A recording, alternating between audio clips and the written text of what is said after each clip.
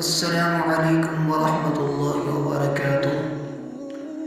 محترم ناظرین، ہم آپ کے لیے انتہائی فکر انگیز واقعہ لے کر حاضر ہوئے ہیں، جس کا عنوان ہے امام مسجد صاحب اور ان کا 11 سالہ بیٹا۔ ہر جمعہ کو نماز سے فارغ ہونے کے بعد مسجد کے امام صاحب اور ان کا 11 سالہ بیٹا امسٹرڈم دی کیپٹل آف نیدرلینڈز کی گلیوں میں نکل پڑتے اور لوگوں کے درمیان طریق الی الجنہ نامی کتابچہ تقسیم کرتے پھرتے۔ یہ معمول چلتا رہا یہاں تک کہ ایک جمعہ کو مطلع ابر علد ہو گیا، موسلا دھار بھی بہنے لگا اور کڑاکے کی ٹھنڈ پڑ گئی۔ بچے نے بہت سارے کپڑے زیب تن کر لیے تاکہ اسے سردی کا احساس نہ ہو سکے، اور اپنے والد سے گویا ہوا، ابا جان چلیں، میں تیار ہوں۔ باپ نے کہا، بیٹا کہاں کی تیاری ہے؟ بیٹے نے جواب دیا، ابا جان کتابچوں کی تقسیم کاری کا وقت ہوا چلا ہے۔ باپ نے کہا، بیٹا آج موسم کافی ٹھنڈا ہے، بارش بھی ہو رہی ہے، آج موقوف کرتے ہیں۔ یہ سن کر بیٹے نے حیران کر دینے والا جواب دیا اور کہا، ابا جان بہت سارے لوگ تو دوزخ کی طرف بڑھ رہے ہیں۔ باپ نے کہا، اس موسم میں نکلنا ٹھیک نہیں ہے۔ بچے نے کہا، اچھا ابا جان مجھے اجازت دیں، میں اکیلا ہی جاتا ہوں۔ باپ نے کچھ تردد کے بعد کہا، اچھا ٹھیک ہے، احتیاط سے جاؤ۔ 11 سال کا یہ بچہ وفور جذبات سے لبریز باپ کو شکریہ کہتے ہوئے نکل پڑا۔ اس عمر کے بچے عموماً لڑکپن کی خرمستیاں لوٹتے ہیں، لیکن یہ ننھی سی نوخیز کلی آفاقی ذہنیت کا شکار تھا۔ راستے پر بھیگتے بھاگتے لوگوں سے ملتا، کتابچے تقسیم کرتا رہا۔ قریب 2 گھنٹے بارش میں بھیگنے کے بعد اس کے پاس صرف آخری کتابچہ باقی رہا۔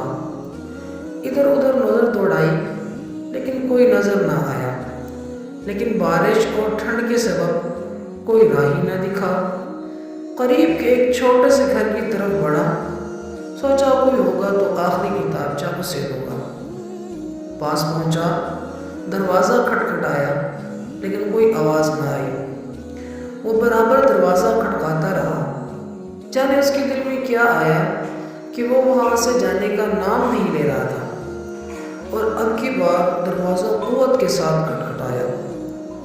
کچھ لمحے بیت جانے کے بعد ایک عمر رسیدہ خاتون دروازے پہ آئی، جس کے چہرے پر حزن و افسردگی کے آثار نمایاں تھے۔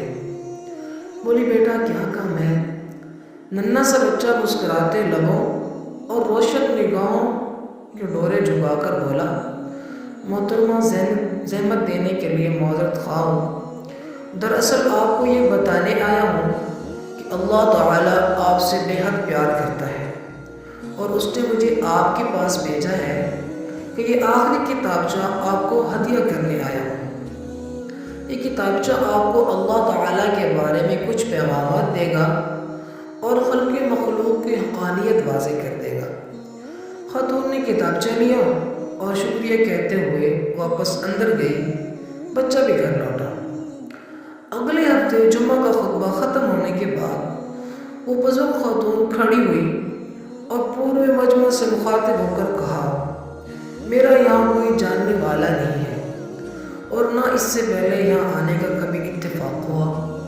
گزشتہ جمعہ کو میں مسلمان نہیں تھی، اور نہ ہی میں نے کبھی مسلمان ہونے کا دل میں خیال لایا تھا۔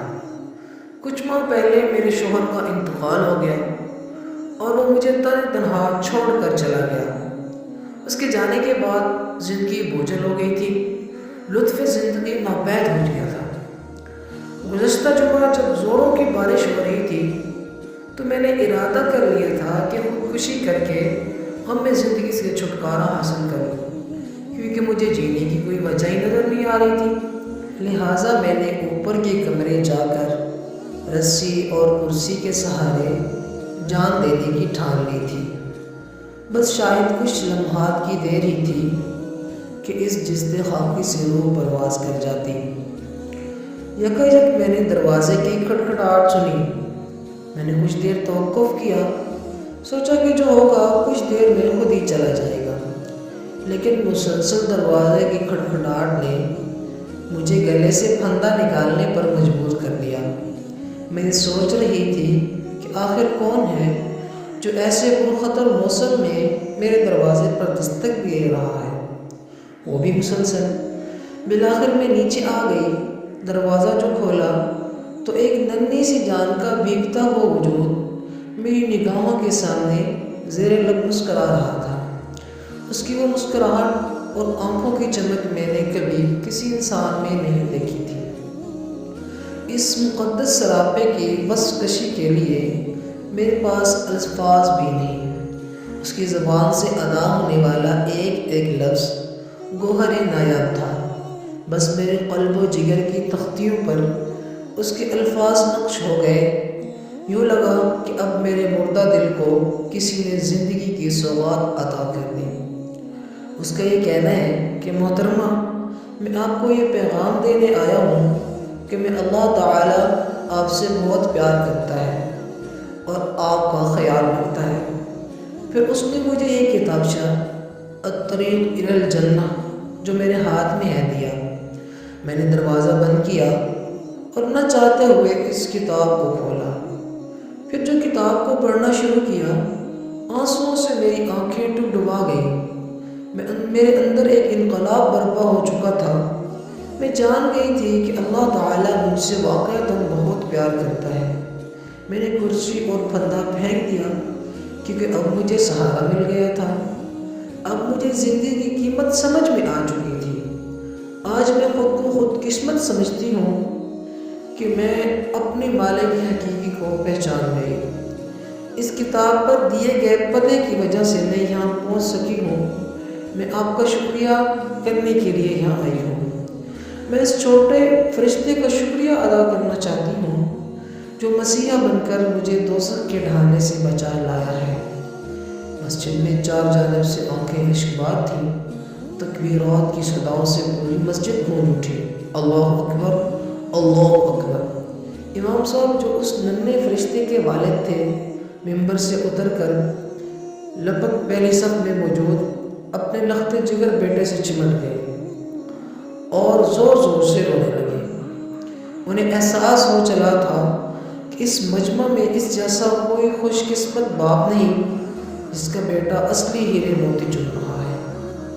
اسے یہ بھی محسوس ہو رہا تھا کہ میں نے مجبوری اور عذر بیان کیا، لیکن اس کے بیٹے کے اندر لوگوں کی ہدایت کے تئیں ایسے جذبات ہیں کہ اب وہ شرم محسوس کر رہا ہے۔ واقعہ تو ختم ہوا، البتہ ہمارے لیے اس میں اہم سبق ہے۔ ہر کوئی اپنے آپ سے یہ سوال کر لے کہ کیا ہم نے کبھی اس طرح لوگوں کو آگ سے بچانے کی کوشش کی ہے؟ کیا ہمارے سینے میں وہ درد و کسک ہے جو ہمارے پیارے نبی صلی اللہ علیہ وسلم کو لوگوں کی ہدایت کے لیے تھی، یا جو اس ننھے سے بچے کے دل میں تھی؟ کیوں نہ ہم عہد کر لیں کہ جیسے جب بھی موقع ملے اپنے محدود وسائل کو بروئے کار لا کر دعوت اللہ کے فریضے کے ساتھ چھوڑ جائیں۔ اللہ تعالیٰ ہم سب کو توفیق عمل عطا